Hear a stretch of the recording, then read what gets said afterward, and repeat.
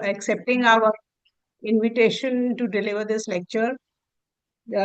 Professor Joseph is currently the director of Gulati Institute of Finance and Taxation, which itself is an institution which has named after a very illustrious scholar on the theme.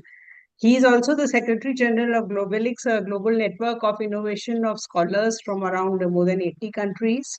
With a rich teaching and research experience of more than 33 years, it is a privilege to invite and hear Professor Joseph to this lecture. Professor Joseph has been the Ford Foundation Postdoctoral Fellow at Yale University.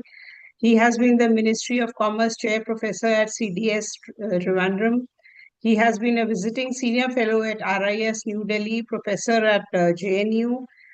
Amongst his numerous very illustrious positions, he has been an IT policy consultant of UNE SCAP for Cambodia, Laos, Myanmar, Vietnam, Thailand, and the Yunnan province of China. He has also been a consultant to UNCTAD and WTO. Dr. Joseph's areas of expertise include public finance and taxation, science, technology, and innovation for development with a focus on information technology, industry studies, especially electronics, FDI, trade, globalization, and WTO, regional development with a focus on Kerala economy and natural resource-based development with a focus on the plantation agriculture, which is a very important segment in the Kerala economy. He has published numerous research papers, I think over 90, and a number of policy-oriented reports, along with 8 books which have been published by leading international publishers. He is a very prominent lecturer, invited lecturer, has given numerous keynote addresses and presented papers in over 90 conferences and seminars held across the globe, I think in over 35 countries. And he has also been a very major prominent participant in conferences in India as well. Professor Joseph has been a part of numerous committees which have been formulated by national and international agencies, the most prominent among them being that he has been part of the Steering Committee of India-EU Cooperation in S&T, Review Committee of HSRC South Africa, Indo-Japan Committee of Social Science and Humanities, Advisory Board Member of NSTMIS Department of Science and Technology, Scientific Board Member of Globalix, and different expert committees which have been appointed from time to time by the state government as well as the central government, including being the co-chairman of 13th and 14th Finance 5-year plan working groups of Kerala State Planning Board. His editorial commitments are also very noteworthy. He has served as the editorial board member of International Journals of Technological Learning, Innovation and Development, Economies, African Journal of Science and Technology, Innovation and Development, Millennial Asia, among so many other journals in which he is part of the editorial bodies. Notably, he has been the committee of member as well as governing body of CDS. So I think I can just go on and on because I have a 35-page resume of Dr. Joseph in my hand. But suffice to say that we have a very distinguished scholar and expert on the subject to speak to us regarding fiscal federalism. And I'm sure that today's lecture will throw a light on some of these aspects, most notably being important insights on what should be the way ahead in terms of federalism, fiscal federalism for the state governments. What could be the likely impediments faced by the states as the GST pans out and takes its route? Also, the issues of devolution of finances in the larger context for the state governments, as well as the state's capacities to generate revenues, given the nature of GST and all. So I'm sure that this and so many other issues we would gain a lot from Dr. Professor Joseph's insights. So, and we are very thankful to have a very, I can see a distinguished panel of participants here. I welcome people from academia as well as from the government who have taken time off to listen to Professor Joseph's lecture today. I welcome you all. And I think without much ado, now I would invite Professor Joseph to take over and deliver his lecture. So we have around 1.5 to more than that us. I mean, so time is not a constraint. I'm sure time is a constraint for you, but not for us Yeah, today. that's my So constraint. accordingly, sir, you can have your lecture, and I think we can give some time for some sort of interactive discussion later on. Exactly. So, Professor Joseph, please. Yeah, thank you very much, Professor Niti Mehta, for such a liberal introduction. I think these are all, I don't know, my biodata is a matter of accident. I must tell you that it's a matter of accident. It so happened. In fact, I worked on different areas. I started with the plantation agriculture for my MPhil, moved to electronics. When a book was written on that, I got a very, very flattering review of 5-page review article by then Planning Commission member Arun Ghosh, titled Micro Theory and Macro Implication in EPW. Then I happened to move to electronics to what is called IT. And then as IT policy consultant to 5-6 countries. Then I moved to innovation. I started a journal, founding editor in FFI journal called Innovation and Development, wherein Amartya Sen has given his name only to that journal in the editorial board. And with huge, and I was also kind of a member of this Globalix network. Then I was brought back to plantation by Jairam Ramesh. We have a huge endowment. Then I worked on that. And my heart is always in plantation, in fact, I must tell you that. Then I was brought back here by another finance minister, Kerala, Professor Thomas Isaac, as chairman of. I never studied public finance, even in my school age. When we invited him first in 15, I told, look, I cannot do anything in public finance. Why should I come? Then 19, I joined here. So these are wherever I have traveled. I was fortunate that I have been kind of do something. And at the same time, I must tell you that, in whatever area I worked, what I can tell confidently, very confidently about each area, very confidently is that I do not know. So, I tell my students here saying that knowing that you do not know is the most important aspect of any research. So, here, don't think that I am going to solve the problems of GST of the country here. But we as academicians, and I would also like to know what is the kind of welcome you. This is mostly students from the thing, or because it has to be because the court has to be cut to the There are faculty members of our institute who are part of this thing. Other research staff is there. Okay. We can see the General Administration Department Planning Government of Gujarat is also represented over here. And other than that, we have our some participants who are just interested in the subjects and are associated with the institute. Okay, very good. Yeah, I mean, it's okay. I mean, because I'm not going to say any very high funda stuff. It's particularly, please remember, this is not a research paper presentation. This is, sure. I have a galaxy, this institute. Today, I have 40, almost 38 PhD scholars working in the area of public finance here. In fact, in every student, I'm the chair. So I have to work with everyone.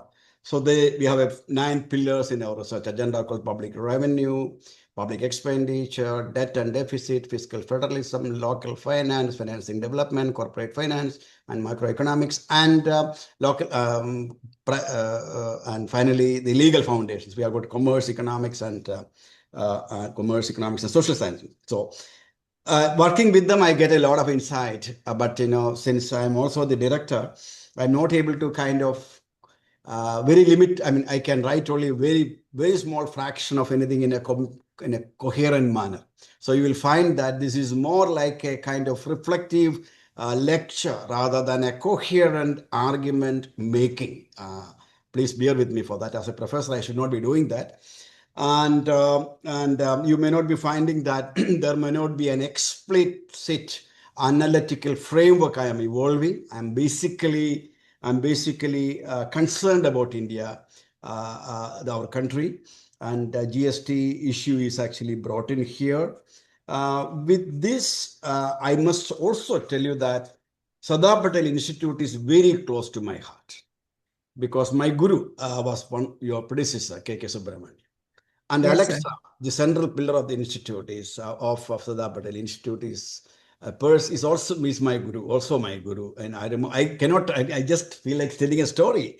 And 1 minute I may take him, and it's not worth it. I remember as a PhD scholar, I went to Delhi to meet him, and I waited a few minutes. Of course, I went with the KK's introduction so that no issues. I mean, planning member is a very busy person. So when I entered, he told, Joseph, why did you wait there? You just come in. Okay. Then immediately told him my important guest from Kerala, what you can bring him now? A coffee and cashew. Then he told me, Joseph, this is all what I can offer you now. Can we have dinner together? See, I always, in the morning, I told many people. In my room, many people would have come and discussed with me how anyone will say about me after 20 years like this, 30 years like this. This is the Kashyap Saab, Alexa. That team was outstanding people with their sense of humor. And the massive area they have, the kind of enlightenment that they have given on Indian economy is incredible. I think, and I'm very happy that I'm able to. I think I've been once or something like that there. Otherwise, I'm very happy that I'm here to be with you on this day. I especially thank you and also Vajaspati for this opportunity. He's also my favorite student. There's a different day. I like all my students. So now. The problem is I am not a PowerPoint man. I'm not a PowerPoint man. I like talking at people's, because as a teacher, if one student is unattentive in my class, I start sweating because I know that I'm not impressive to him. Suppose I have been acting like Amitabh Bachchan there, because I'm not good. I'm not good for him. So a teacher, I'm a teacher. I'm not a prolific. I don't think so. So any teacher derives the energy by looking at the eyes of the students. That brightening eyes serves as the energy. That is the energy that drives the speaker. But unfortunately, I have to drive the energy from the monitor of a computer, and that too, again, I don't like talking with PowerPoint. I like interacting directly with people, because of that, again, I feel like I believe that who is the best teacher? The best teacher is that teacher who can talk from that unwritten textbook. If you are interested in learning, unfortunately, in this country, we understand learning as nothing but mugging up. Learning is not that. Learning is quintessentially an interactive process. And what you are is quintessentially the kind of interactive space that you have. So I'm very happy that you are creating this kind of interactive space. And I will have to use a PowerPoint, which and again, that was cooked in the morning, with the help of my students and my colleagues. It was just cooked. I don't think that there will be the kind of coherence that I want will be there. Please bear with me for that, but there will be some information. Can you share this? So I kind of changed the titles marginally, but essentially the content will be same. So I was thinking that I changed the title as GST for a Vikasit Bharat, a fiscal federal perspective. That is what I said, and why I say so will be evident from the next slide. Next slide. How do I go to the next slide? Okay. Yes. Can I use the power? Okay. See, if at all I am to give you an analytical framework of what I am going to speak, today we are living in a world where there is a generally accepted conception that institutions do play an important role. Institutions, according to Douglas North, is nothing but the rules, the laws, the customs, the traditions, and the practices that govern the behavior of different actors within a system. While Douglas North talks about what is called now you can go perhaps. So now Douglas North talks mostly about what is called the rules and laws. Then you may ask, what about Sardar Patel Institute? Is it not an institution? According to the typical institutional economists, we like Gulati Institute or Sardar Patel Institute is an organization. It is not so much an institution. But I'm deviating though, but because without an analytical thing, it's very difficult for me to start. So if you read, Richard Nelson, you must be familiar with his work. His PhD thesis was on low-level equilibrium trap, published in 1956, and he has got an interesting articulation of institutions in terms of hard institutions and soft institutions. So according to him, all what conventional institutional economists talk is nothing but soft institutions. And according to him, the institutions of the other type, which we talk as a planning commission, or say, for example, if it is finance commission or Gulati Institute, these are all called hard institutions. And he has an interesting analogy which I liked. For someone who is making a cake, what is called making development, if it is. Institutions are important development. So if the recipe for making a cake is the soft institution, and the microwave or the oven that you are using, that is the hard institution. So everything said and done, institutions are very important, whether it is hard or soft, written or unwritten rules, and the hard institutions, soft institutions, they are important for. That is what we are convinced of, and world has accepted it by giving a Nobel Prize to institutional economists. Now, the point which we need to also understand that at any moment of time, the institution is the creation of the context, and institutions need to change or need to co-evolve according to the changing context. And if the institutions do not co-evolve, in fact, institutions could become, or if the institutions are having institutional inertia for co-evolution, institutions themselves can become inimical to development. That is something which we have to think about. We have to ask ourselves how far our institutions devised in the Indian context, say for example in 1950-51, how they have co-evolved according to the changing context. The most important thing which will be taken into account in the coming weeks is going to be the Finance Commission. Finance Commission has been kind of, now I'm sure I'm not leaving into that. So we are now living in a world where we would like to kind of see India as a developed economy or a Vikasit Bharat. And the most of the institutions, when they were conceived in the country, our basic idea was one of transforming the low saving, low investing, poor agrarian economy to not to a developed economy. We want to transform them. We never wanted. But now the key question is we have to ask, to this particular new aim, how we've been able to kind of change these institutions. Very important statement I'm quoting here from our Honorable Finance Prime Minister, who I think this statement, this could not, that we could not have expected such a perspective statement. It can only be coming from a chief minister turned prime minister. He says, India grows when states grow. This is a very important statement. Now, the key question is whether the particular architecture, fiscal federal architecture in which the states are operating is one which is most appropriate, most conducive for the states to grow and to ensure that India grows through states.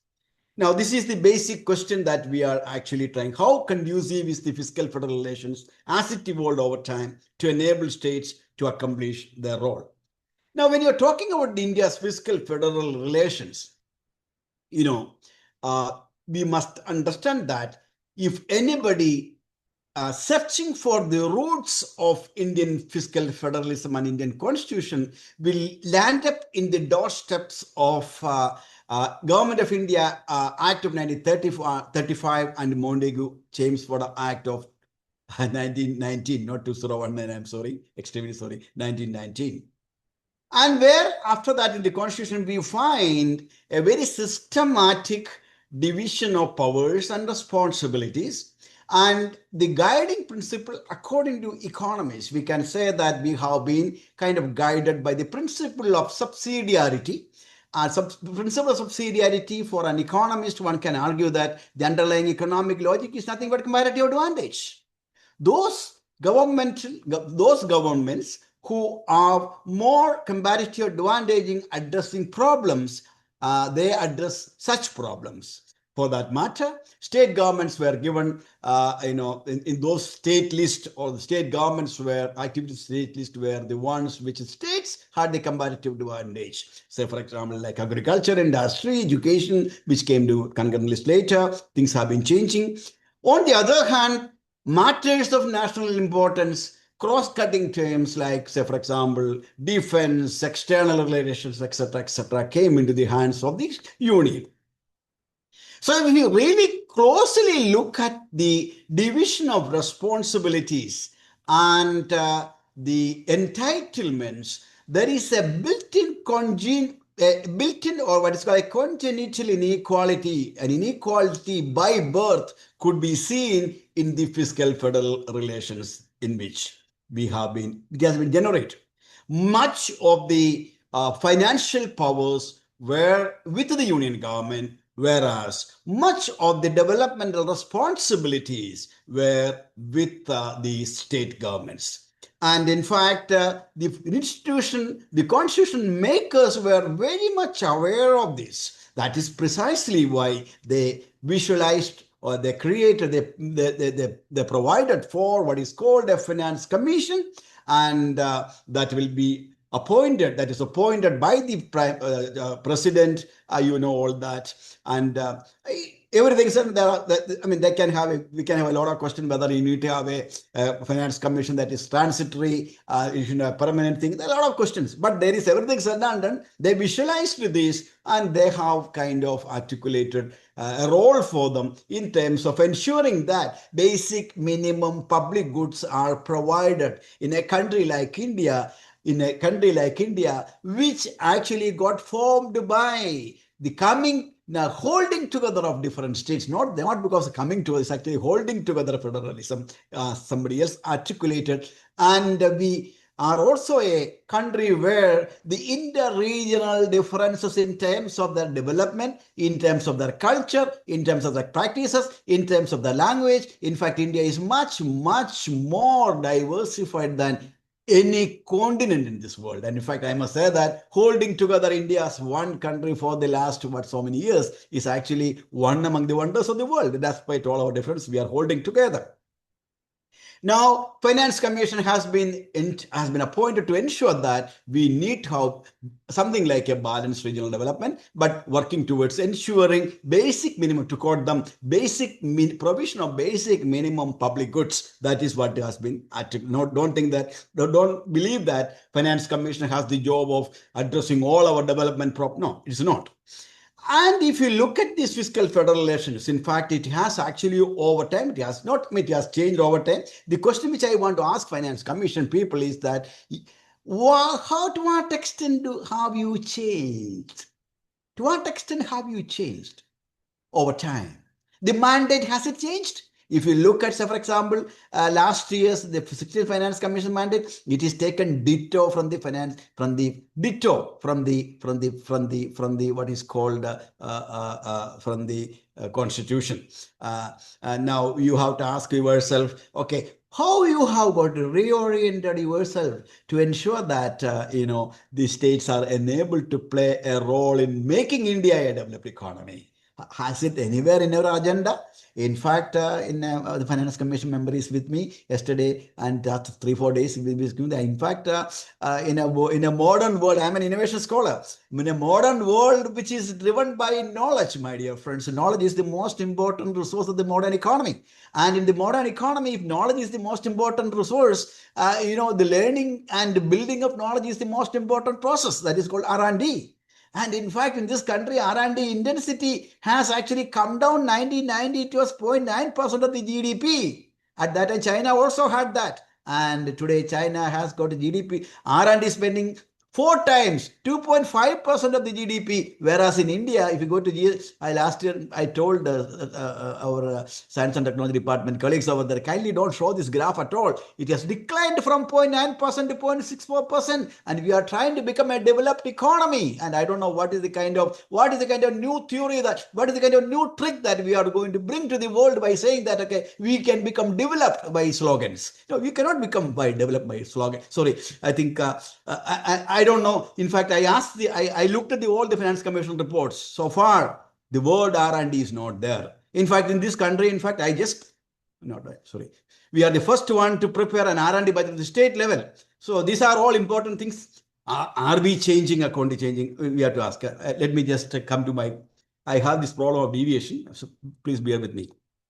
Now, after the trend, if you take, say, for example, the major landmarks in the Indian fiscal federalism, like FRBM Act of 2003, that wanted to make the stability a very important issue.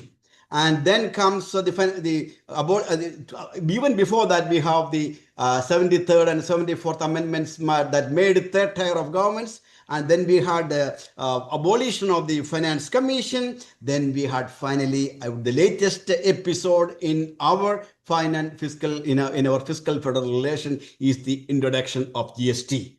And since I've just finished, submitted the state level expenditure thing, I don't know whether I put it here. Okay, what we actually happened here is, I just wanted to, let me just see whether I put it here. I'm not deteriorating. Okay.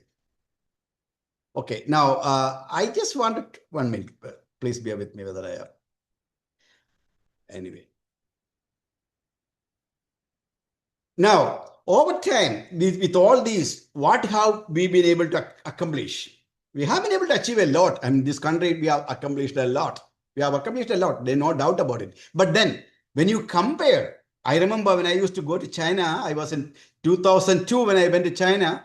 People were, 2001, 2002, when I went first to Yunnan, people were behind me. Please introduce me to a couple of, one IT company here. And then I connected with some IT companies over here. They were thinking that Indians are great. I used to carry this Kerala Ayurvedic medicine to my colleagues. The mother, they used to take them as God-given medicines. And in fact, in Hanshu, there is a big Buddha temple nearby. There is a big mountain, and people believe that this is brought from India. They call me they call me Hindu. Indian means they call Hindu. And wherever I go to rural areas, they all will come to me and take photograph with Indian. I got maximum respect from China. 2002, 2014. In Beijing, there was what is called I'm in a meeting. Call me after 1 hour. I'm in a meeting.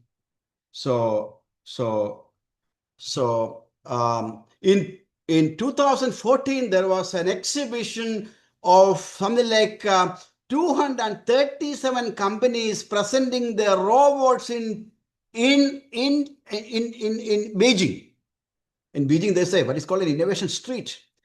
That's a different story. And I was actually thinking, my God, I was a IT superpower from the South in the early 90s and 2000. Today, how many companies in India will be able to display their robots if we are organizing one in New Delhi?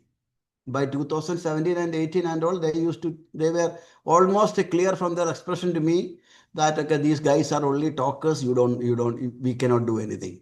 And we have, of course, now the point is that we, China and India, of course, now the fact is, I used to tell my colleagues saying that she always used to argue with me. She was very familiar with India. He was to work with actually IIM Ahmedabad, and she was delivered a lecture in what is called our President's House and all. So he knows. She used to always argue with me. That's a different issue. Now, the point I'm trying to say that while we have accomplished a lot, you are talking in a world where in South Korea became an OECD group within a matter of 25 years. Yeah, before 25 years. China has been able to record a growth rate of something like 9.6% sustained over 40 years.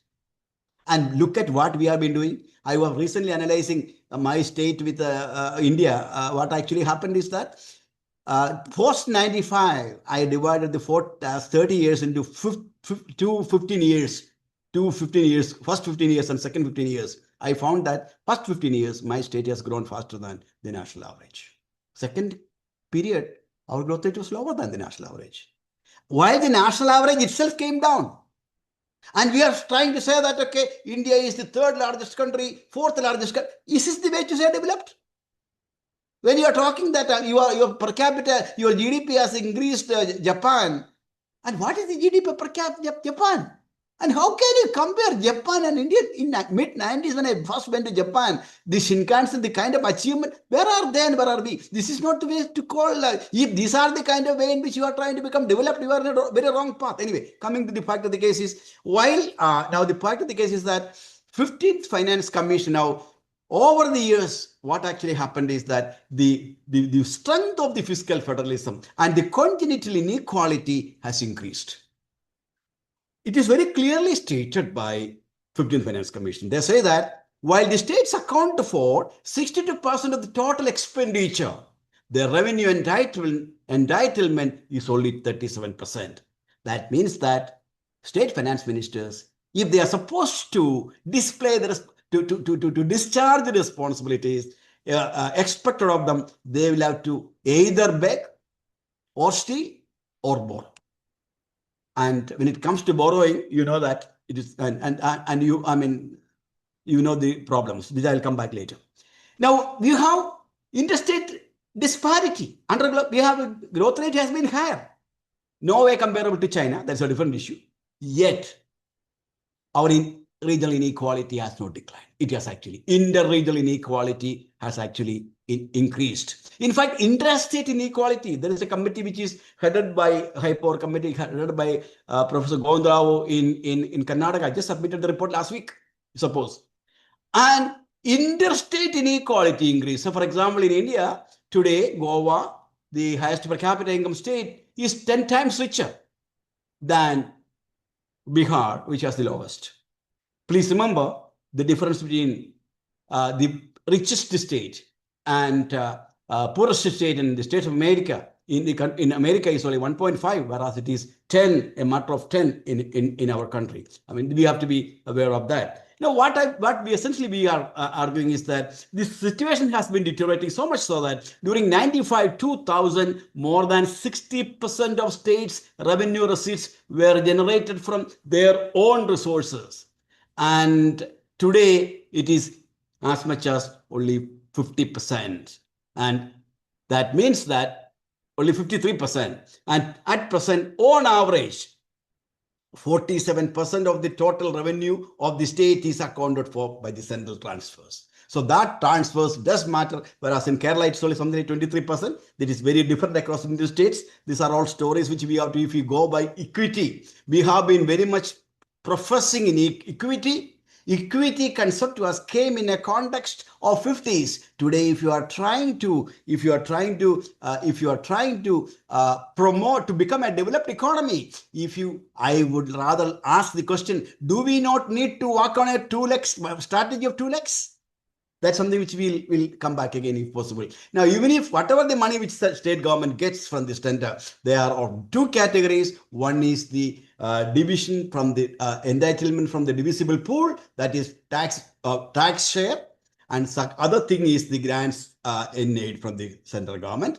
And if you will find that over time, the money that comes from the in the finance commission in the form of or the union from the Finance Commission in the form of FC grants. They are actually unconditional, where the states have got the freedom to use for whatever they want. And that share that has actually come down from 31% to 17%. And the non-FC grants, out of the total grants, the non-FC grants, that was accounting for only 68%. Today it is becoming 82%. That means that, in terms of centrally sponsored schemes, we can go on and on. What is the sanctity of deciding centrally sponsored schemes? Please remember the fact that in this country, when we started with, the states never had the capacity of different kinds, even for planning. You know that in Delhi, when you are planning, we had Nicholas Calder there. You had even Milton Friedman coming. We have all kinds of big shots to come and plan for the country, whereas at the subnational level, that kind of facility was not there. So it was the union had to help with all these things. But today, over time, the subnational states, for example, Tamil Nadu's Economic Advisory Council is much more, I would say, the stalwarts of global standard than at the national level. In essence, please take all what I say with a pinch of salt. And please remember, many of the programs which the central government is introducing in the country have been conceived by, have been developed by, have been tested by, have been by the state government. So take your MNREGA. Where is it came from? It came from Maharashtra. And so many of the programs which we are doing at the national are actually coming. So the fact of the case is that the states are different today. States were not the same as they were 50s. And in that condition, in that context, what is actually happening? The conditional grants is actually increasing and unconditional grants is declining. And this shows what is the kind of, when you are talking about cooperative federalism. What kind of cooperative federalism we are talking about? We talk only about cooperation between the union and the states. In a context wherein the states have evolved enormous competence, what are the provisions that we are able to ensure that the states do cooperate among each other? Apart from the vertical cooperation, how long we will have to wait for having some kind of facilitation of a horizontal cooperation? I think I'm sure that when I see the city here, dirty city here or where, I can learn from Indore. When will it happen? These are the things which we need to reflect more. Okay, now coming to the declining share. Okay, this is a Kerala table showing that in terms of share, the state with the highest decline was in Kerala and followed by Maharashtra. That's not a... Now, the fact of the case is that when you are talking about deteriorating, so far we found that these major landmarks in the development, all these, if you look at very carefully, they have worked towards working against the states. And I won't mind. Okay, I have some slides. I just finished the expenditure review committee, so I'm in the thick of that. So when you talk about FRBM, I would like to ask the question, the states, the FRBM essentially is an act that came in 2003, which ensured that at a period wherein our fiscal deficit was hitting the roof, you had an economy after globalization, economy growing at very high rates, but the inflation is hitting the roof. The other problem, balance of payment was creating problem. So I think here I would like to say that, okay, something like economic policy making is something like what is called designing of a rocket, an aeroplane or an automobile. An automobile, when you design an engineer, he has to ensure that very good speed is there. Speed is very important. That's why we use a car. But by sitting in the car, if the suspension is very poor and your climate, if your AC is very bad, and if the engine is getting heated up, you will be in trouble. So similarly, economy has to grow fast. GDP growth should be high, but the GDP growth should be high, and you also need to ensure that your inflation is under control, so that inflation affects the poor enormously than the rich. And you have to ensure that employment is generated. You have to ensure that equity is maintained. So that is precisely where the FRBM comes in terms of stabilizing the economy. You need to say that not only growth, stability is important. That is that is the role of this, and they have prescribed what is called 3% of the GDP should be, fiscal deficit can be 3%, and the revenue deficit should be 0. These are all important prescriptions, and the states are supposed to follow it. And if you look at the story of this FRBM, except for 1 year, the union government has not been able to follow it. And states, of course, under the diktats of, in fact, it is the diktats of the Finance Commission. Finance Commission's job is to make states obey, because they are the money givers. Now they say, if you want us to give the money, better obey it. Okay, if you discipline your state, if you make your electricity boards more better, I will give you a power to borrow 3% more. And in the country, if you look at, this is a kind of an act that central government was rarely followed it. And of course, you have amended it. We have a Parliament review committee came. So you targets, you change, keep on changing.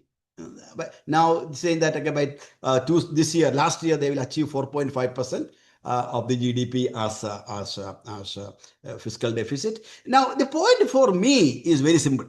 These are all good because we have a Vikasit Bharat agenda. For a Vikasit Bharat agenda, now our saving rate was sometime up to 36%. It came down to 28%. Now it is something like 30-32%. And with 30-32%, if you want to reach a so-called developed economy status, going by the indicator of per capita income, you have to have a growth rate of that's what is being estimated, something like 8-9%.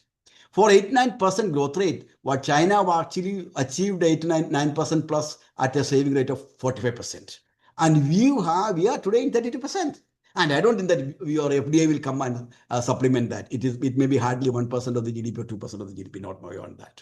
So in that context, what I am trying to argue is that if you want to achieve this higher growth rate, and also we believe that the growth has to come from the states. If the states are allowed to kind of borrow only 3% of the GDP, the logic is very simple.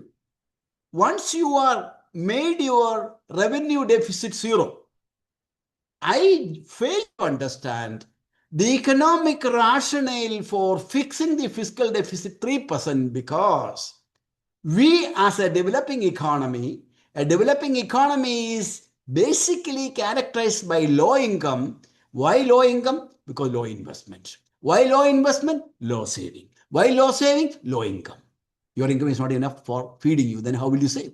So in that context, as early as in 50, 60 has been argued that you have to invest.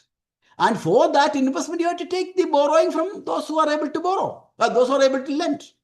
So what is important for a developing economy context is, my dear friends, according to my view, Fiscal Responsibility and Borrowing Utilization Act to ensure that every rupee that you borrow is invested in such a way that it is able to provide you, make a return higher than the interest that you have to pay. Basic problem here is two issues. First of all, we as public finance scholars, I am inclined to believe that we have, after all, FRBM Act came from New Zealand started from New Zealand, then to European Union. It is something which was evolved in the context of a developed economy. What is the problem of developed economy? This is like a developed economy is like a person like me at the age of 64, 65. My problem is of stability. My main problem is stability. I don't want to put another 100 kilogram of weight. No, I don't want to. So developed economy's main problem is stability. Whereas when I am asking about a developing economy, a baby, a child in the school, that young student, a young person has to grow. And that growth should be with stability. Just like I told you about the automobile car, while you drive, your car is able to go fast. By sitting in the car, you break your bone. So the developing economy needs both growth and stability. So the kind of diktats and indicators and the framework developed in the context of a developed economy, when you are transplanting that to a developing economy, that will be like sending what is called a geriatrician to a pediatric department to teach the children. to be a newborn baby, and it will be very hard for the newborn baby if you are doing that. If we are doing that, and I'm exaggerating a little bit more, but I think we have to ask. Please, my dear friends, please remember, we as economists are paid by the poor man's tax money to think for ourselves. We are paid to think by seeing our context.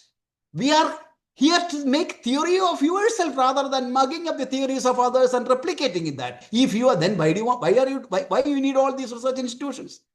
You can always ask somebody from New York to come over. They will do it. Okay, now, second point is that when you are trying to transplant these kind of indicators, which are designed for a sovereign country is a country which has got complete control over, almost complete control over the revenue. They have complete control over the expenditure, and every money that they spend, they can take full benefit out of it. Now, coming to a subnational entity, do they have control over their revenue? I already told that 47% of on an average state's income come from the union. All of a sudden, here comes a GST. We estimated that when the GST 2.0 came, Kerala government will be losing to 8,000 crore. Okay, here comes a MNREG to BBG Ramji. Additional expenditure from the state government will be 1,500 crore. So, you are trying to transplant the economic perspectives developed in the context of a sovereign economy to a subnational entity which has no control, neither over the, no control, I'm exaggerating, they have limited control of the revenue and limited control of the expenditure, and more importantly, I repeat, more importantly, as far as a country is concerned, when they spend X amount of money, they can ensure that the return is retained within the country.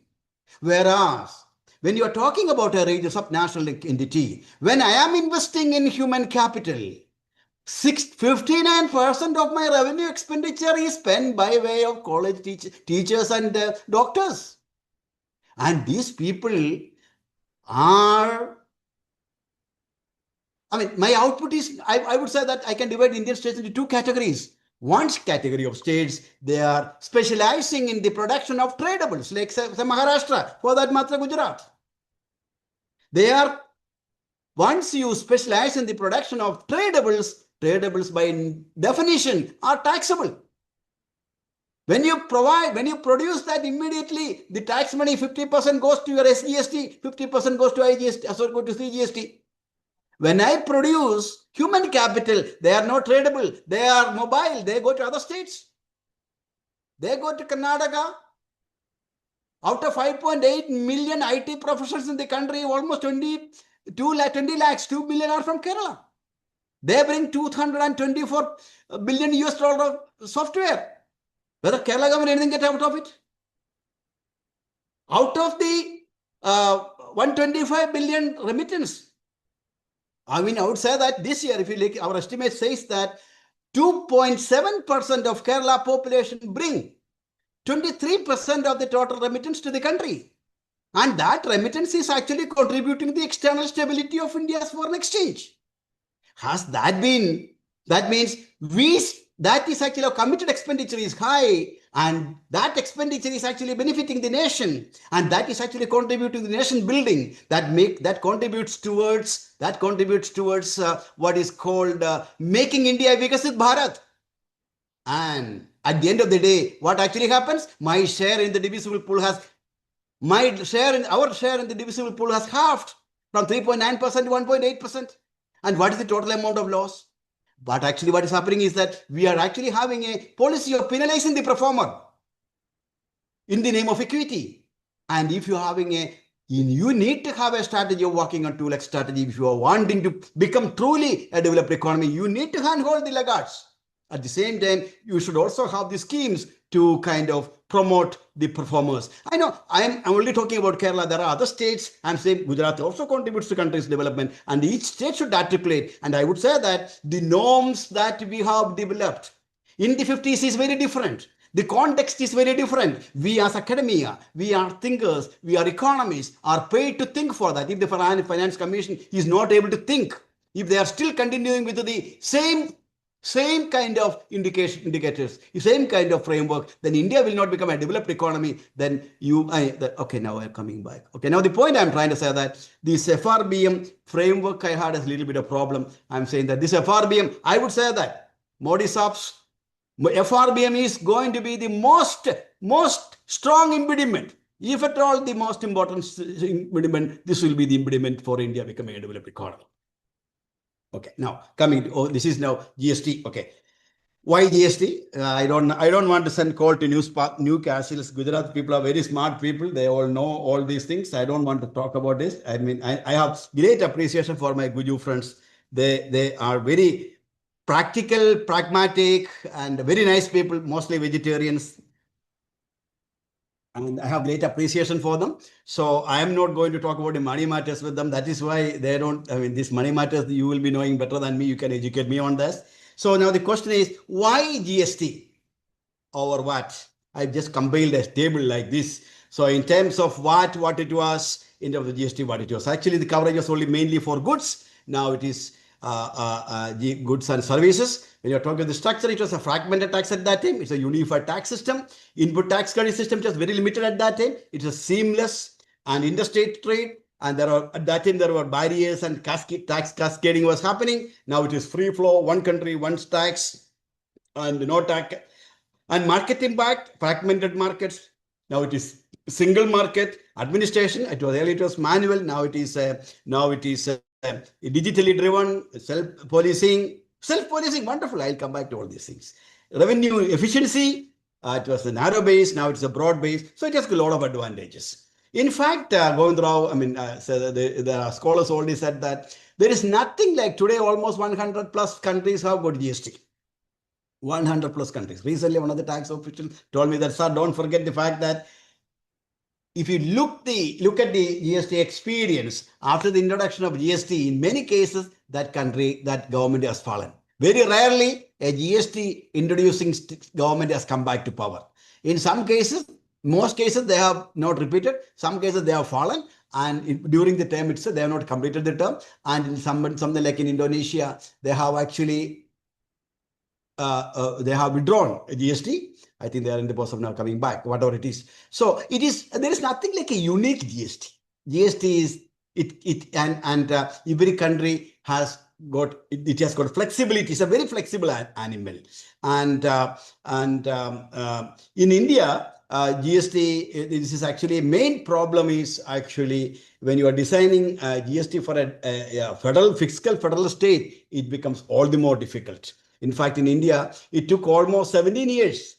Almost the whole idea was started in 2000. It took almost 17 years in which numerous committees were appointed. Numerous committees looked into this issue. And finally, somehow it was given in a, it was injected in a, please take it in a sort of lighter way, very lighter way. It is the students I can tell. I don't know why GST was given while we were all sleeping. I don't know. It could have been announced when we were all working.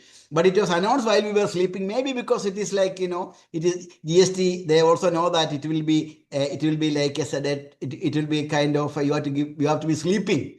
Otherwise, it will be a shock, which we will not recognize if people may resist if you are awake. When you are sleeping, you can do that. Perhaps, but obviously it was given in sleeping why it is. Okay, everything said and done. This is a very difficult thing. And I have all appreciation. I would like to say that India was able to through long drawn out negotiations. The states were very much against it. In fact, my current finance minister, he moved a resolution in the parliament saying that GST will make state finance ministers to a position with the begging balls. That was the crux of his resolution. There are a lot of fights. Finally, it was done. And that done was with a lot of Indianized features. India was, we must appreciate for what all happened. There was we were able to bring in a Indianized version of a GST. That Indianized GST had got a lot of aspects. Now you have SGST, though for those goods produced and consumed in the state. Because this came out of by central government foregoing their tax, state government foregoing their tax powers. So it came out after almost 17 taxes were, I suppose, were put together into GST. Then we had SGST, IGST, because across Indian transit is IGST, and there is a UGST for the union share because they have forgotten a lot of money. So then we had what is called a GST Council.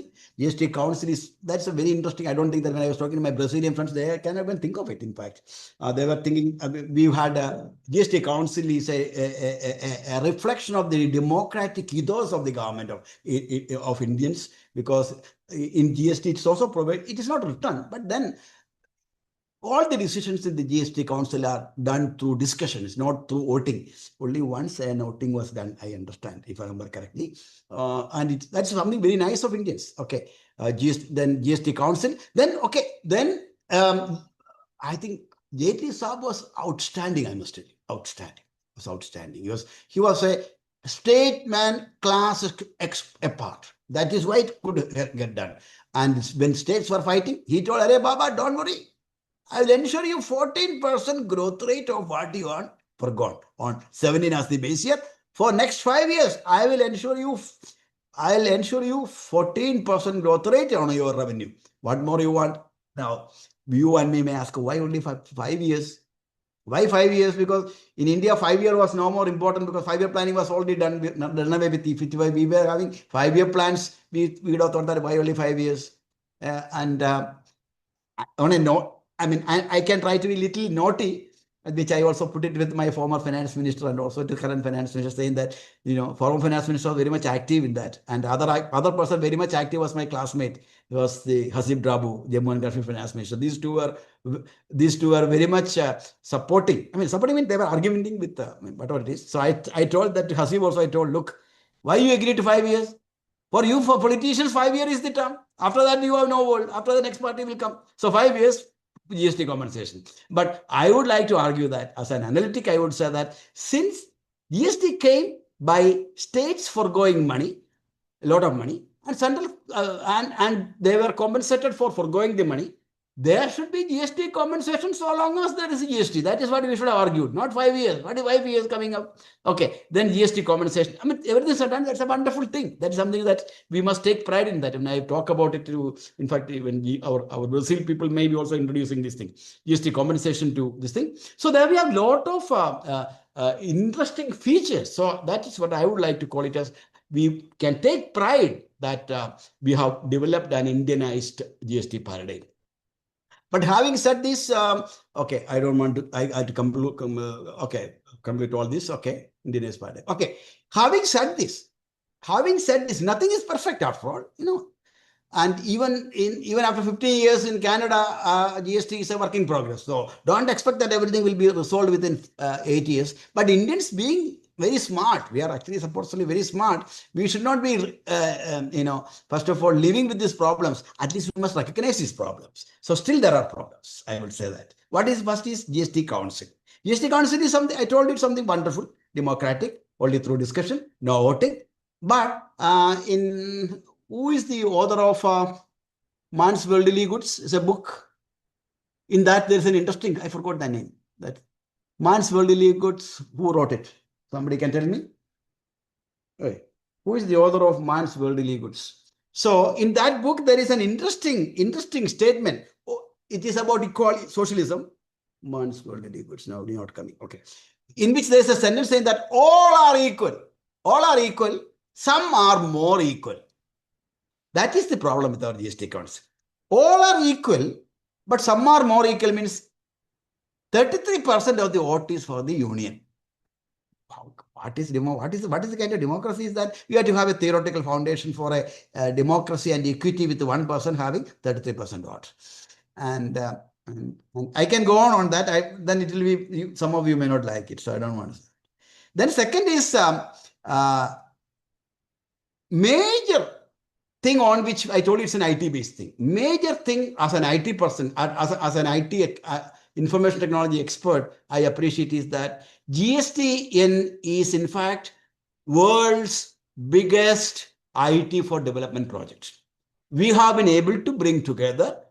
In fact, I used to write at that time earlier when I was working on IT. I used to say that India should bring together all the IT firms together, leading IT firms together, and move away from the software services to a software product. And we are not having any product, anything we are known for.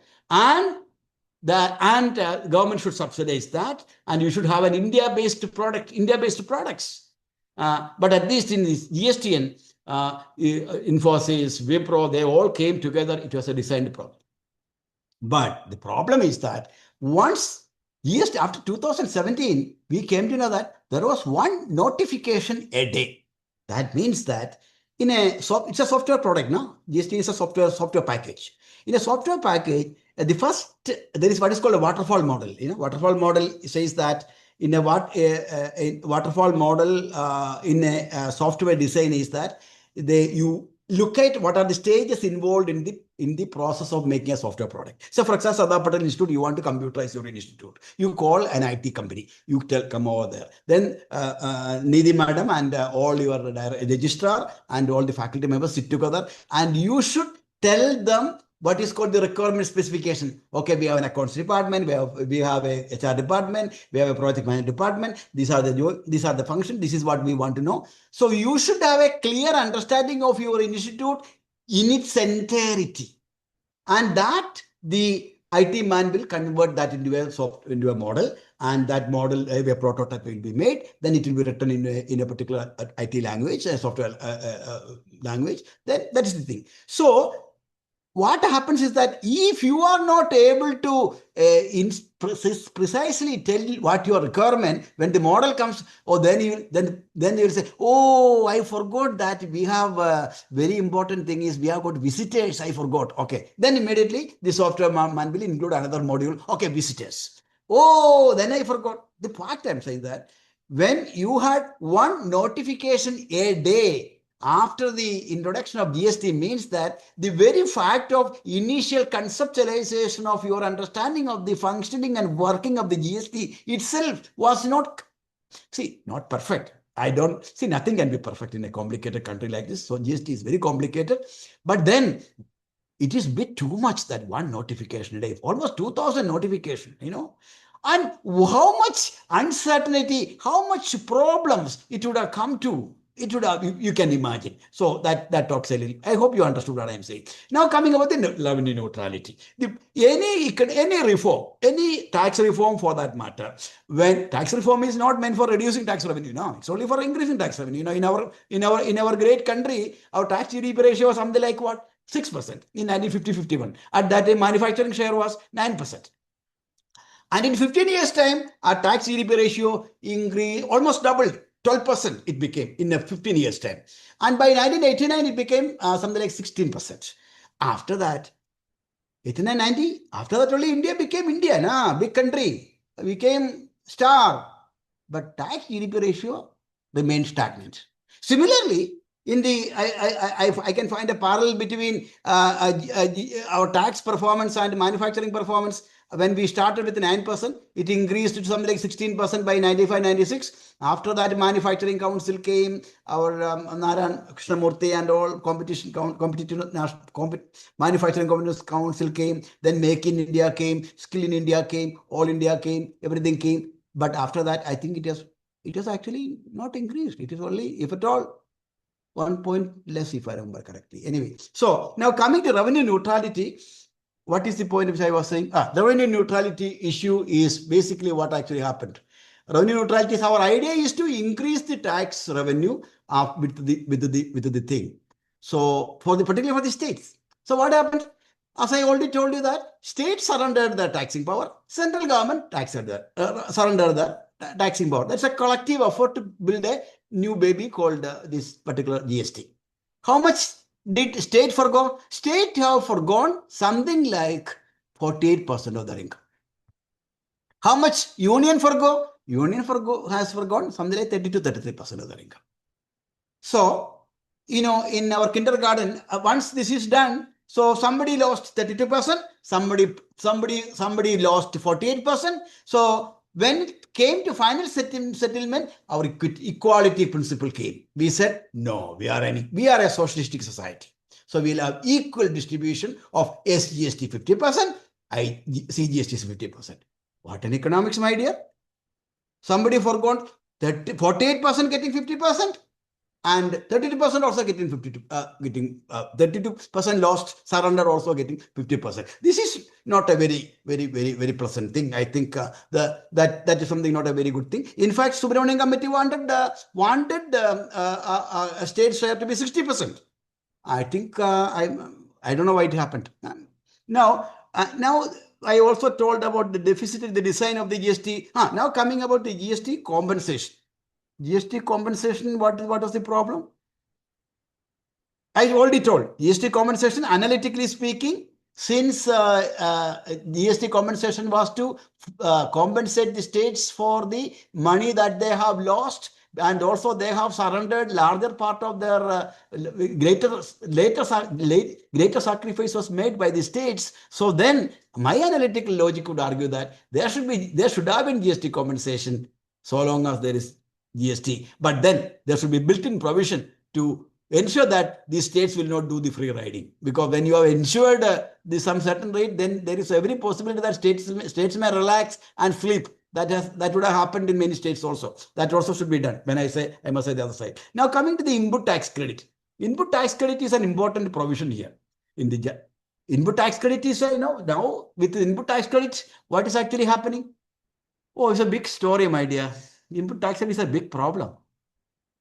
And what will happen, input tax credit, to an informal driven economy? Somebody should do research. My hypothesis is something like this.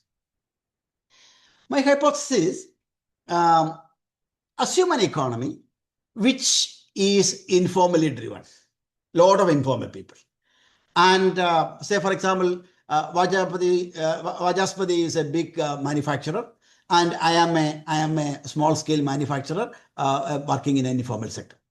And earlier, before the GST introduction, Vajaspati would give me some design and telling me that, okay, you produce something, I produce something and give to him. And he will give tax and all. I don't know, because I'm an informal sector man, I don't have no tax. I will give to him. And we were having a very happy business going on. Now comes all of a sudden, here comes GST. Vajaspati will tell me the informal sector. Hey, Baba, no more. Now, if I want to have business with you, you must register. Why? Only if you register, I can take input tax credit. So if you are not registering, I will not buy from you. So it's actually an interesting policy of making the economy move towards a registered formalized system. It's actually, I appreciate that. That is intent. This is a good intention. Potential of good thing. Now let us think of a situation from a small man's perspective. I will think, should I register or not register? If I register, I can continue with my Vajaspati will give me business. Everything is assured. I can have the relationship. That is my benefit. What is the return? I will come under the radar of the tax officials. I will have to pay tax. This takes me to a slightly different area of thought. How are government officials seen in this country? It's a footnote. I'm inclined to believe that in Kerala, just a story comes to me. On January 1st, I stopped my car. Me and my driver, we were having a tea from a road wayside. Tattakada is a lot of things. The shop where you can buy just tea and snacks. I was having that. Then an automan came and told the tea shop man, saying that, oh, tomorrow is holiday. Tomorrow is holiday. January 2nd was holiday here. Yeah. Then a very categorical statement that Chayakadawala, that tea shop man made to him. Are, why are you excited? Why are you happy? Tomorrow government officials will sit home, relax and get their salary. If you want to make money, if you want to make feed rice for your children, you have to work hard. And ask myself a question. What is the, in a common man in Kerala, it's a widely held thought process among the people. They think that all the tax paying is for feeding the government officials. And I ask a question, my dear friends. It may not be Gujarat, I don't know. How many of any has until now a common man, after going to a government office, has come back with a feeling that I have met a public servant, my servant, because he is fed by my tax money, he is my servant.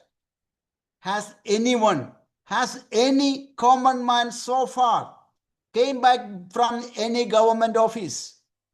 How many of them? I mean, so the question that naturally comes, at least around people whom I talk, is why should I pay the tax? Why should I pay the tax? You go to China, in Bank of China, I was surprised when a token I received from for taking some money. The guy in the counter stood up and raised his hand and smiled at me. He stood up and raised his hand, greeted me, and I got my money, and I couldn't speak English to him. Then I came back and I sat there and I observed all of them are behaving the same way. And I went inside and found somebody in manager. Then I was told that they are trained. What should be your face to your customer when you are, because they are coming to take your money. It's a very small thing. Here, what will happen? You look at that. Now, the point I'm trying to say is that now, as far as me as an informal sector man, I have to weigh the decision whether to register or not to register. And if under the existing system, if people don't register, if I think that I can have my parallel system of my night market, I can survive without getting my head under the arms of the government officials, I won't be surprised. So this is a footnote. Okay, now issues with the input tax credit. Now you know that how many of the fake input tax credit claim, how much it is happening. You must be knowing all that. Now, I'm linking with the issues with informality. Now, this is a world where check post is one country, one tax. Everything one is not a very good thing anyway. The basic assumption, I will say that, very basic assumption in the whole GST is that people are here rushing to pay tax. Please take my tax. I want to pay tax in nation building. I want to pay tax because India to become a developed economy by 2047. So please take my tax. You know that here, who will pay tax? We will try to, we'll pay to the, appoint the consultants. Okay, how much you can get deducted, tax, how much can be tax management, all that. And in this kind of a country, we are actually avoiding abolition check post, and wherein say that e-way bill, I had an opportunity to check the e-way bill. In India, in Kerala, what the data says is that Kerala imports through e-way bill something like goods worth 1.5 lakh crore. And we export goods worth 50,000.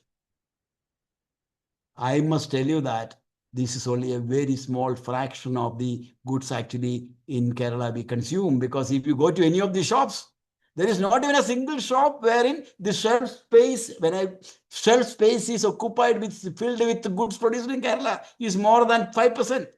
In that kind of a state, according to e-way bill, we import only 1.5 lakh. And our GDP is something like in that year it was something like 11.44 lakh crore. So this is gross. When I am saying that if a value of your total consumption is more than 50,000, you have to raise an e-way bill. But if I can 2 lakh crore thing, I can make it into 7 different bills. I don't have to. So there are a lot of problems with all these things. I would say that these are things which my own understanding is not. There are many more issues which I have to say now. After all, everything said and done, this was with the expectation that our tax money reform is for making more money. After all, what actually has happened, the real story lies in numbers. So what has been the tax growth rate look at the average here for the pre-GST period and post-GST period for the item revenue tax items which were subsumed. That is, this we can call it as pre-GST period, post-GST period. You will find that the growth rate is actually increased significantly in every state. The revenue has increased. Only exception was Bihar. That why it has been, I have no reason. So that means GST, after GST, the growth rate actually has increased. That's something not a bad story. I should tell you that. That's an achievement. But after all, this growth rate doesn't mean anything, because what actually matters is your tax base. What proportion of a GDP, what actually happened. As a proportion of the GDP, if you look at the average was consistently higher. Consistently higher. Look at here. I don't think that there is any. Look at this particular average. There are two average figures here. Here, pre-period and post-period. You will find that the post-period tax GDP, GST GDP ratio has been lower. That means, my dear friends, unfortunately, there has been a big slip between the cup and the lips. Okay, now I can go on one at least. I have only told you about this Kerala's import this much. And I told you that in Kerala, if you go to any shop, other than some that Vajaspati will be knowing some mixture, achapam, kichapam and all, nothing else is made in Kerala. All is coming from outside. We are unlike in Gujarat, we produce everything, we consume everything produced elsewhere. So in that kind of a state, when you are producing so much, I think our IGST revenue should be at least 3 times the SGST revenue. But what actually happens? We are getting only for every 1 rupee we collect, at least 3 rupees should be coming. It is coming only 1.2. And if 16,000 crore is what we got by way of IGST, if we get two times, 32,000 crore will be coming. If 32,000 crore is coming, Kerala's whole economic problem, whole fiscal problem will be resolved. So why it is so? Because today, for a consuming state, whether I get it or not is contingent upon your e-way bills thing. Secondly, when you raise the bill over there, that consignment should say the address and everything for Kerala rightly given. Then only money will come here. So there are a lot of complications in IGST which is to be sorted out.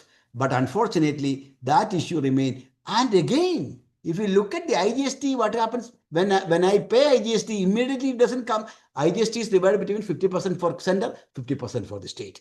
So when somebody is paying IGST, immediately that can be shared. That is not done.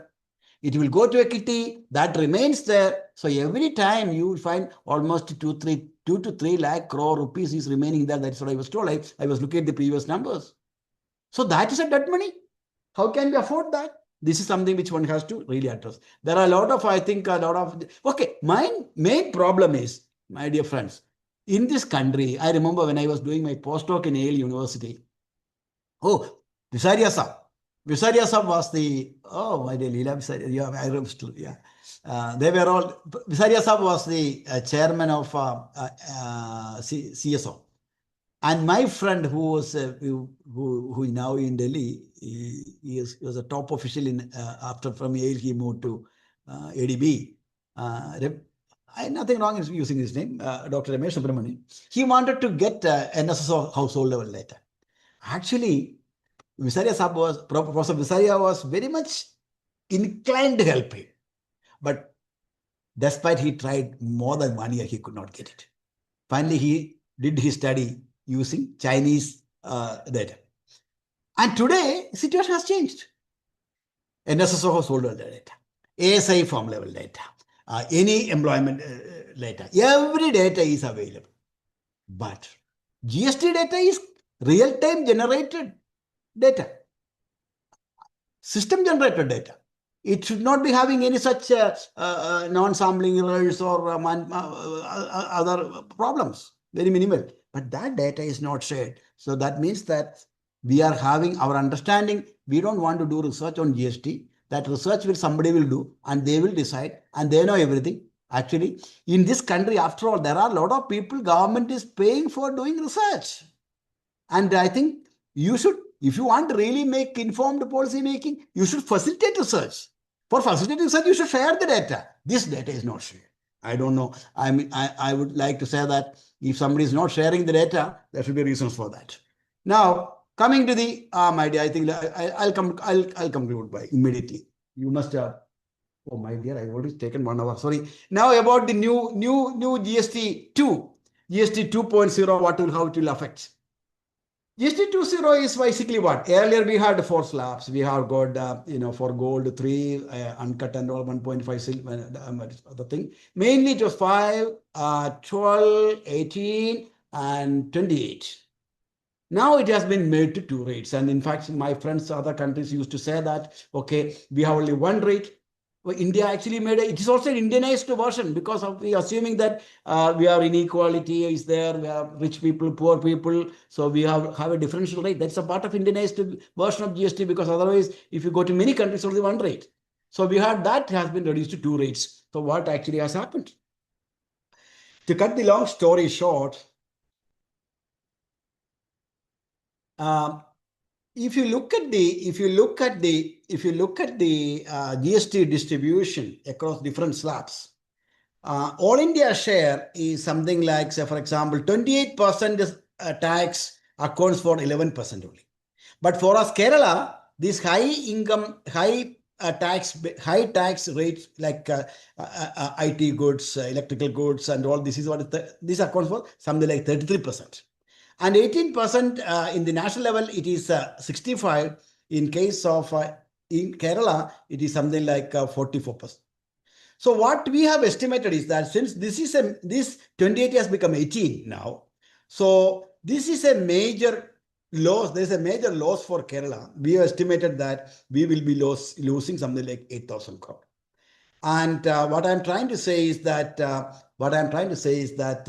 GST 2 has its own problems, and also it is expected that price will decline. We have collected the price data prior to, and we are actually monitoring. Price is yet to decline. And in 2017, when it was implemented, after 4 months, 3 or 4 months of implementation, GST of something like 200 odd products coming under the category of 28% were reduced to 18%. At that time, our inquiry did not find any change in the prices.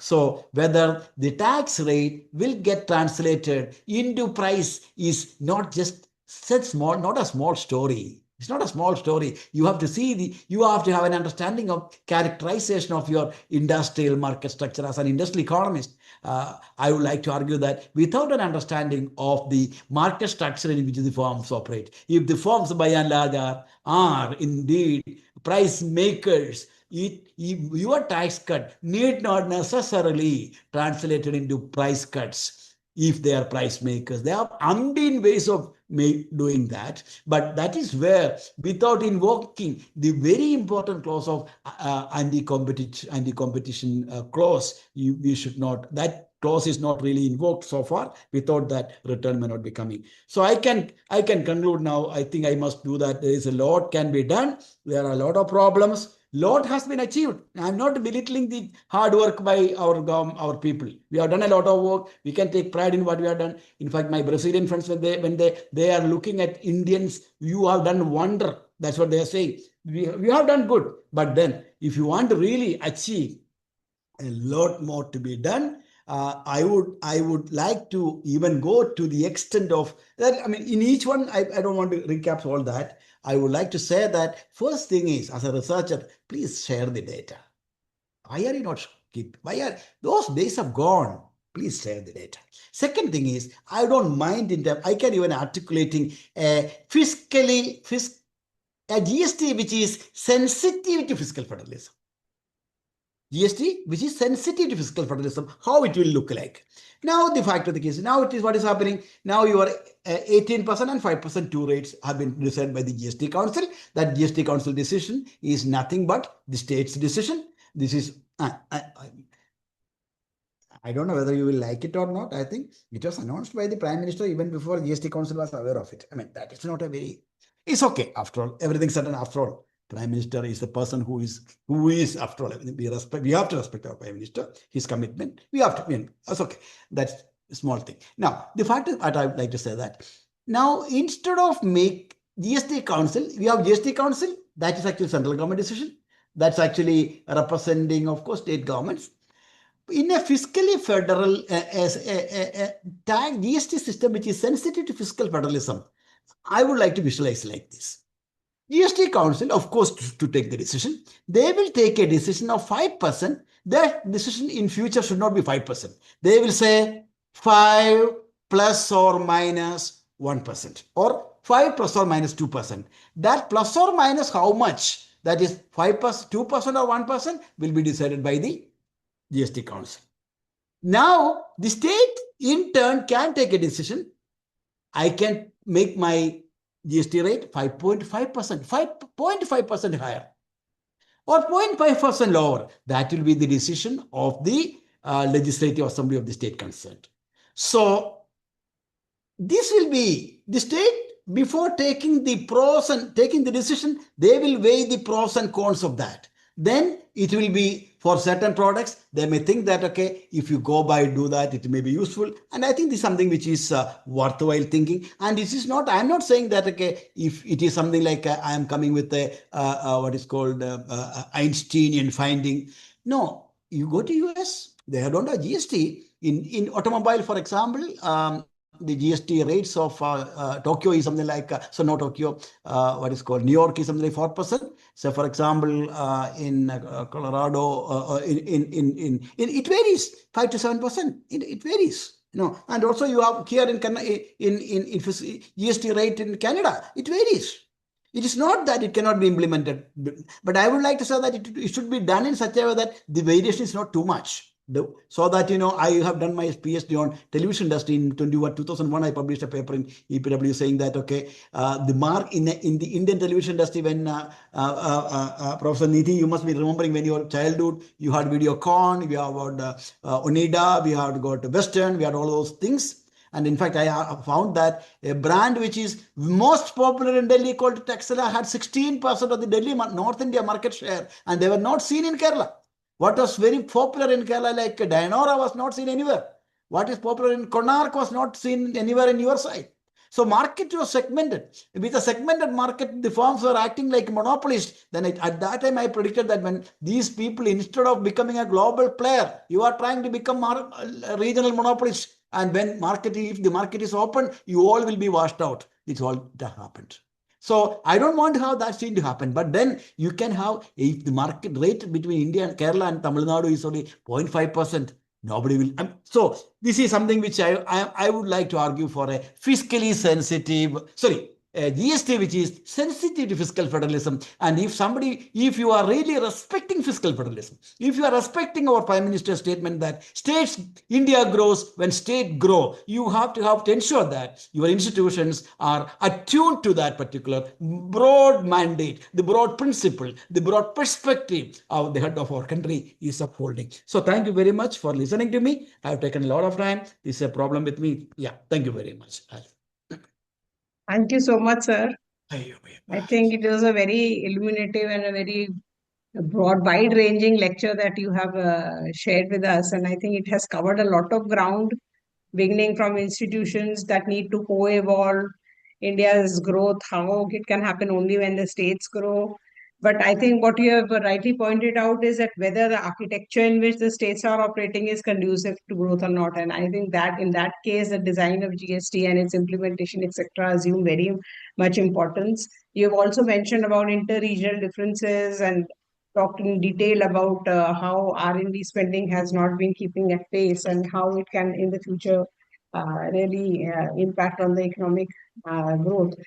I think what really interested me was how the revenue entitlement of the states has behaved. How it has widened the interstate inequality. How, as a student of regional development, I think how institutions and mechanisms should, in fact, reduce the chasm, whereas what is happening is that this kind of differences are growing, which is something which is very bad for the federalism structure to survive and thrive, is something which I think the policymakers have to give it a thought.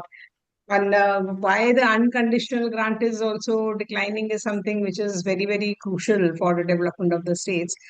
I think you have raised a point of how the savings rate is going down. States need to borrow. The states which have the capacity should be able to borrow, and they should, make investments which are actually paying. So I think all these points that you have raised, including the GST Council, how it is democratic, but it is not really functioning the way it should. Um, uh, how the states have behaved in terms of the taxation to GDP ratio, what are the data issues, how theoretical and empirical studies for the states are very much required, and the states should be given a little freedom to tweak their rates so that giving the importance to the local products and the state level products. I think those are something which are very important observations coming from you, and which are have a very important bearing on development economics as such. So I think your lecture covered a very wide range, and it was something which was sometimes it was anecdotal as well as based on data. So it was a very good mixture, and I think personally I enjoyed your lecture very much. And if you have some time, and if there are certain questions that people would like to ask on some discussion, I think we have maybe 5 to 10 minutes, sir, if we can devote. And before I think somebody has written a question in the chat, which is that the question to the speaker is whether the current GST reduced state autonomy and whether one fit all size GST structure need to be revisited. I think you have mentioned that in the course of your lecture, what are the problems which one size fit all kind of an approach is bringing about. So to a large extent, this question has been answered. Anything else besides this? If I believe Munish has been raising his hand. So yeah, we can start with him. Yeah, I'm Munish Alag here. Hello, sir. I just have to ask one very interesting slide that you had about contribution of fiscal commission, finance commission in terms of the and the comparison with the time over time in the contribution of this finance commission. I think that point was left without detailing. Can you explain a little bit more about that? Yeah. Hey, Manish, I'm so happy that you may not remember when you came to the conference, I gave a lift to you. Yeah, I remember. You remember? Okay.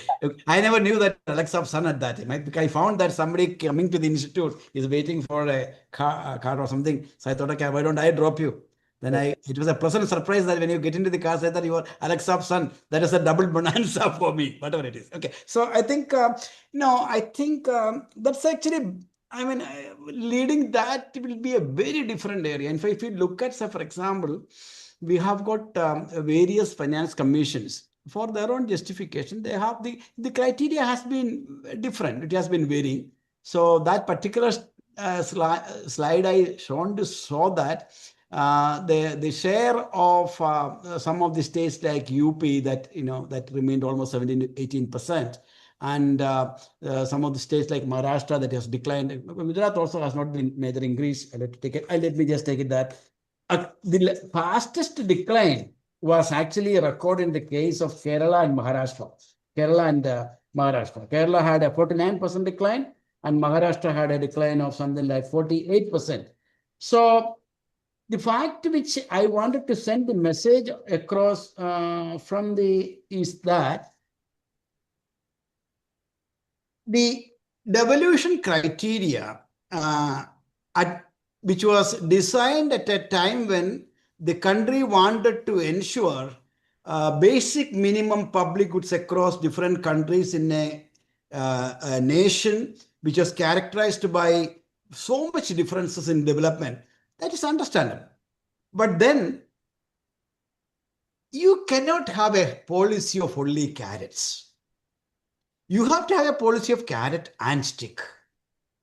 If somebody is not performing, public money is given and that is not delivering.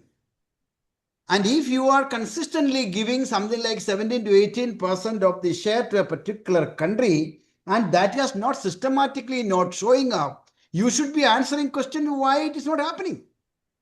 And if you are keeping on this, I mean, equity is important. If you are going on to that particular paradigm, that paradigm may not sit very comfortably in a context when you want to become a developed economy. So that is where I wanted to have, I wanted to argue that, because I don't want to use the name of any state, doesn't look nice. So I wanted to have a policy of both carrot and stick, and a policy of walking on two legs wherein the performers are not enormously penalized, because you need performers. If you want, you need performers. If you suppose Gujarat is contributing in a very different way, you should promote, and you should not be penalizing Maharashtra beyond a level. One minute. I'll call you back in 5 minutes time, 10 minutes time, 10 minutes time. Okay, yeah. Okay, so switch it off. Okay, now this is the point which I wanted to say, because it will be now, if we have detailed papers on that, wherein we found that the share of, actually, if you look at over time, it is not the share of the lower income states that has increased. Actually, the share of the middle income state actually increased. High income state declined. There are interesting patterns coming up. We have actually submitted a report of our own to the Finance Commission, in which we have done much detailed analysis of that. If you want, I can share that report. In fact, it must be available in that.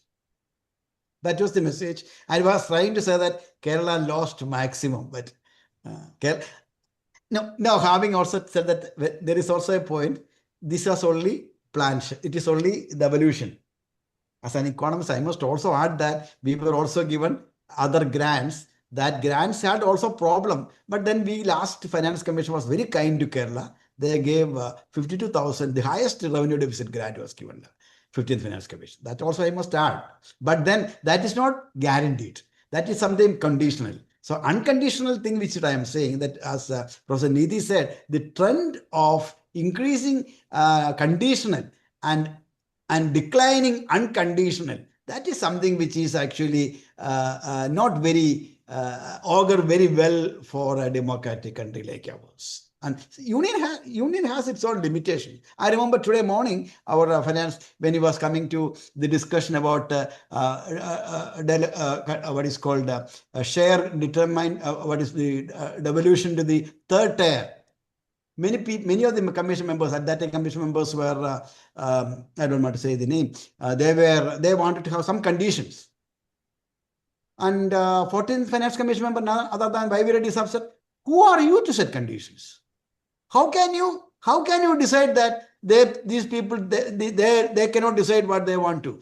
So the letter just unconditional. He was in the morning in our discussion, said just unconditional to the local self-government. That has got its advantage, that has got its disadvantage. After all, everything said and done. So the purpose of that table was very minimal, to show that this devolution thing, which we have to change the criteria of devolution according to the changing context. That is the only message I wanted to give. Any more questions?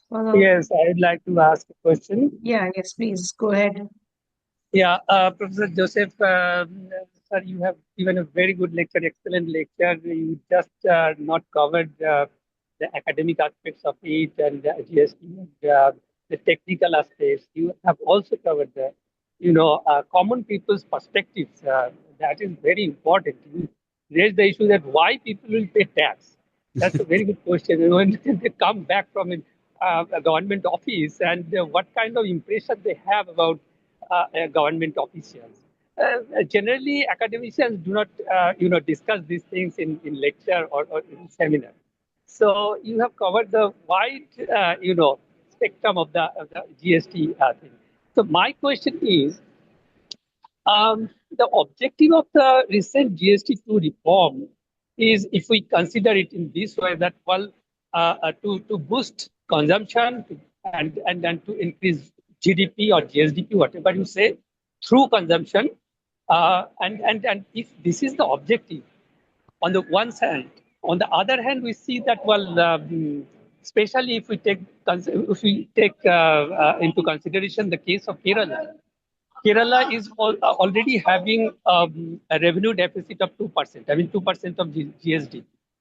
So if the desired effect is not going to come from the recent reform, and the adverse effect is going to come, then how, I mean, what kind of impact is going to be there on Kerala's revenue account?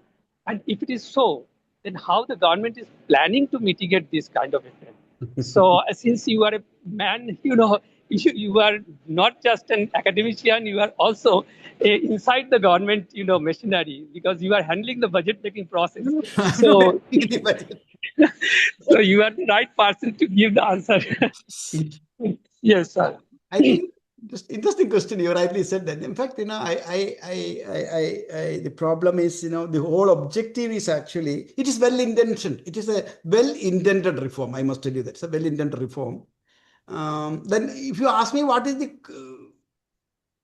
okay, well-intended reform. Let us give credit to them, because let's not be. If I have given any castigative tone, please take it. I don't, because sometimes I become like that. Perhaps I don't. If it is no, I have no malik. I only appreciate. See, only when you, since I am also indirect a part of the government, I know the pains of somebody has done. So we must appreciate all what is done. It's only for further improvement. Let us not miss it. Only further improvement. Nothing is ever perfect. Or we should have appreciation for what is done. I'm only talking with even GST introduction, GST part is all with great appreciation. I'm talking. It's not to kind of belittle anyone's job, basically. Now, coming to the idea of second thing is that idea is that when you are actually slashing the GST rates, price will come down. When the price come down, consumption will increase. And with higher consumption increase, there will be naturally demand boosting, investment will come. That is actually where the economic theory operates. That's what we expected. I think nothing can be wrong, nothing can be said about it, to be very frank enough. But now the problem is that to what extent it get translated to prices. The first thing is the price, the tax reduction should get translated to price reduction. That process is not very simple. That is, unfortunately, we were essentially thinking that there are two assumptions saying that, okay, why should I take when the government is slashing the price, why not I pass it on to the consumer? They should. That's what one should do. But unfortunately, I mean, I will have to look at, this may be amounting to that it is not being passed out. It may be amounting to the fact that I am castigating the business community. I'm not. But somehow it doesn't happen. My understanding may be very poor. Maybe that, then why it is not getting translated? According to the, if in a theoretical premise, if I can say that if they are a price maker, they are innovative. And they have also other pressures of international pressures of, so for example, your tariff increase, all lot of other pressures are coming. Let us not see, this economy is an interrelated system. Their behavior at a particular juncture of tax reduction, they may be having other burdens to meet because their cost has also increased because of the tariff cost. I don't find immediate, because we have collected the prices before the GST and after the GST. And if I am going to just jump into conclusion that they are all price makers, so they are appropriated this profit, they may not be. They may not have appropriated all this profit, which is what is due to the consumer is taken by the producer. It may not be. It may be so much so that this period also happened with other period like the custom, your tariff hike for things, imports become more, the imports have become much more costly. These are all affecting them. So we need much more closer inquiry. And at the same time, I'm also during my presentation, I only said that there is an anti-competitive clause in that.